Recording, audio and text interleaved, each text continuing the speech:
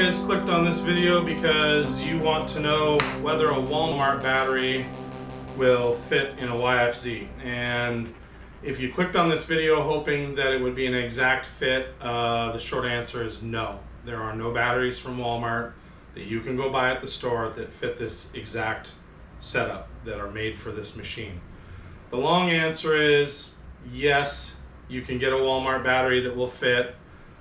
You'll have to take a couple things off and rearrange a couple things, but if you're in a pinch and you need to go to Walmart and get a battery to go have fun over the weekend, or you killed your battery while you were riding and you've got access to a Walmart, then this is the video for you. All right, guys, it's Saturday, going to the dunes tomorrow. Had a real bad night, just didn't sleep well. Woke up at like 4:30 and man, I feel rough. But so what happened is and this may have happened to you. So a quick summary: overcharged the battery, messed the battery up, blew it up because our charger's not smart. Couldn't or didn't order a battery in time. Don't know what I was thinking, just didn't make it happen. And so I've got a battery coming, but it won't be here till next Friday. I'm going tomorrow, so I gotta have a battery. So I opted for the Walmart option.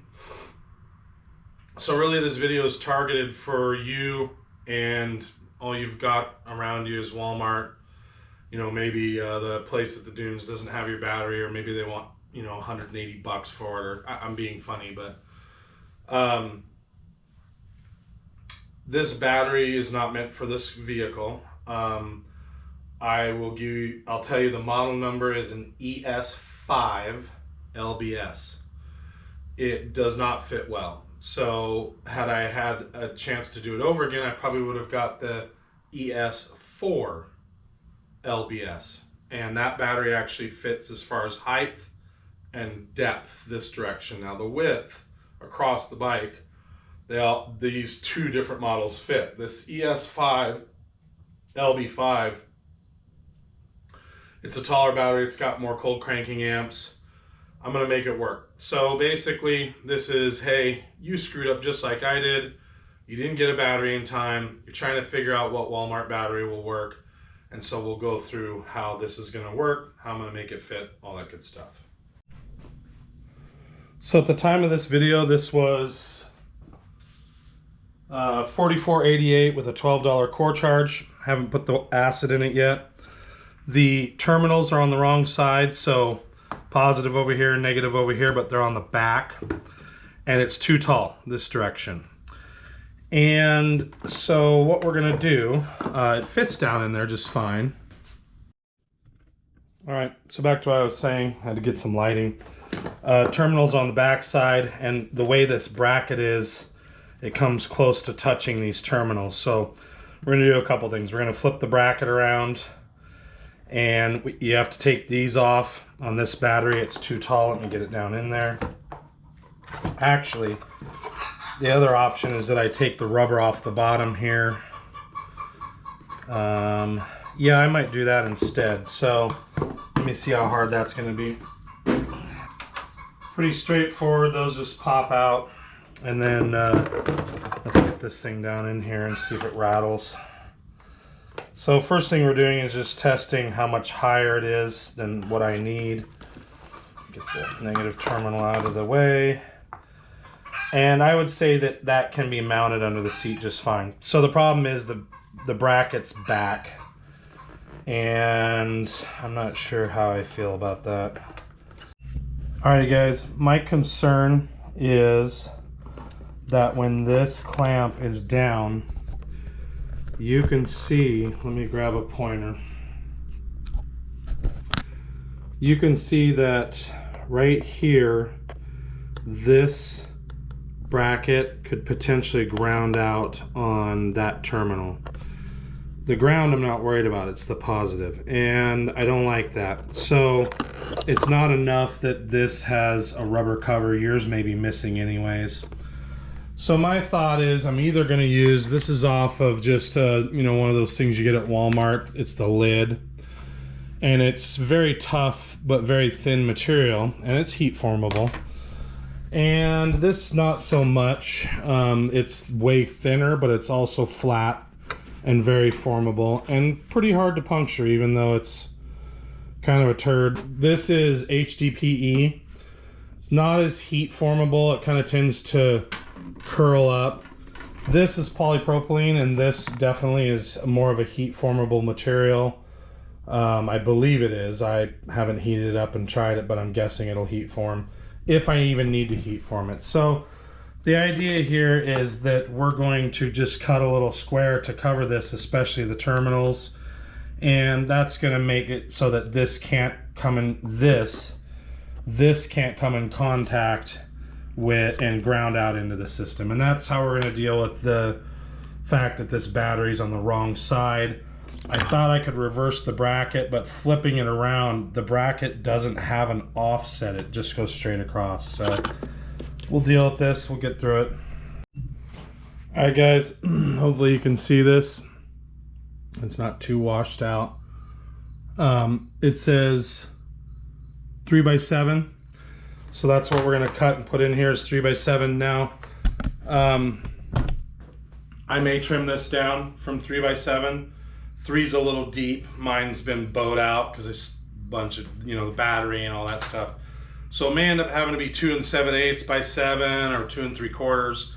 My goal though is this, you're not going to pinch through this. This is very hard. So by putting this thin little piece of plastic in there, I have zero concerns about it shorting between the battery cable and the bracket. So that's the whole goal here. And to circle back, I did pull the bottom plugs out for this to fit, and we'll move forward. All right, guys.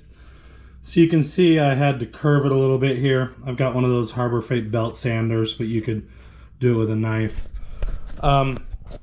Be really careful. The polypropylene is very slick, so when I cut it with a razor blade, it wanted to like slip. It's so slick, even a fresh razor blade wanted to like go everywhere. So you just got to really just take your time, be careful, make, you know, a number of lines, and you'll cut through it and it'll be fine and you'll get a great shape. So this is the shape we're going to start out with. That's going to protect, you know, don't got anything to worry about now as far as electrical contact. We're good. So we'll go ahead and get this thing bolted up and make sure that these fit and are able to reach around that plastic. I may have to trim them down a bit, and we'll do that. All right, guys, pretty simple. Let me show you how I've got these mounted up. So this side just comes in and mounts here. That's fine. It's handed in such a way that no matter what coming in on this side, it would mount here or here. So no problem there. This side is a little bit more of a problem. We're looking at the bike from the back.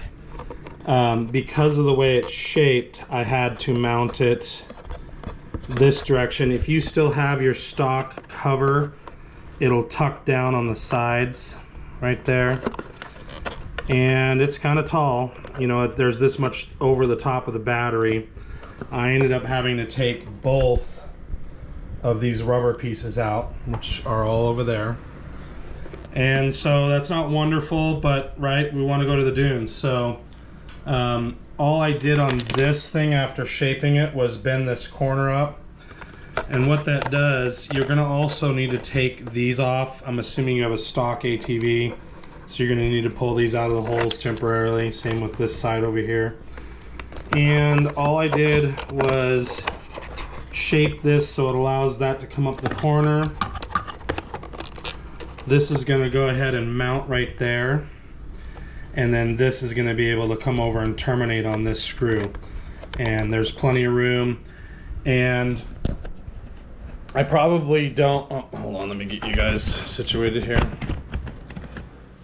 I probably don't need that plastic piece because it's got the rubber on the positive terminal, but I don't fancy having a fire under my butt while I'm riding out in the dunes. So to me, there's absolutely no reason it's worth taking the chance to have the bracket ground out. And I know everybody's screaming at the camera, why didn't you get the right battery, you idiot? And I agree, I'm an idiot. But I'm going riding tomorrow and I can't get a battery right now. And so or maybe I should say I'm unwilling to pay what they want, which is about $75 when I've got one on order from Amazon for $25. I spent $40 on this one. I would take it back when I'm done, but that's not really ethical, so we're not going to do that. But that's still better than buying two batteries, one at 70 and one at 25. So this is assuming that you didn't get one on order. You're going to just run with this one.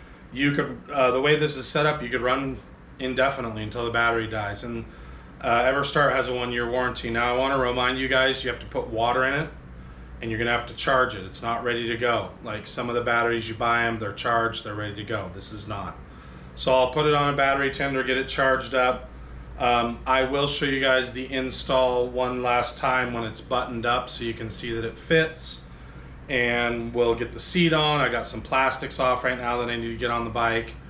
And so, but other than that, you're not tearing things apart, you're not destroying them, you're not modifying them, you're just rerouting a couple things. And you know, like me, if you decide to get a correct battery, you can always just put stuff back. So I'll be putting the little rubber thingies in plastic baggies so I can put them back on later. Alright guys, this is the final setup. You can see the battery comes around here. I bent that up. This whole thing is down and protected. Ground's on. I was able to put this one back in. This one that went here, I just tucked. You can see it there, tucked it down below. But I haven't started it yet, so we'll see if it starts, and let's check it out.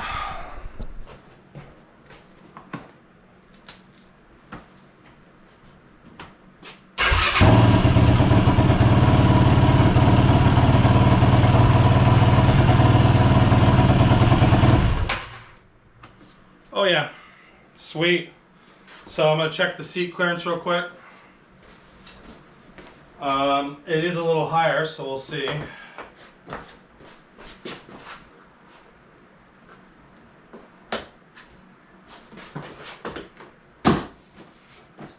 Yeah, looks like it clears. So I'll outro the video. So moral of the story, order your battery in time. But yes, the Walmart battery with a little work will actually go on the bike, and you can have a happy weekend if you're in a pinch. Hope this helps somebody, you guys. Talk to you later.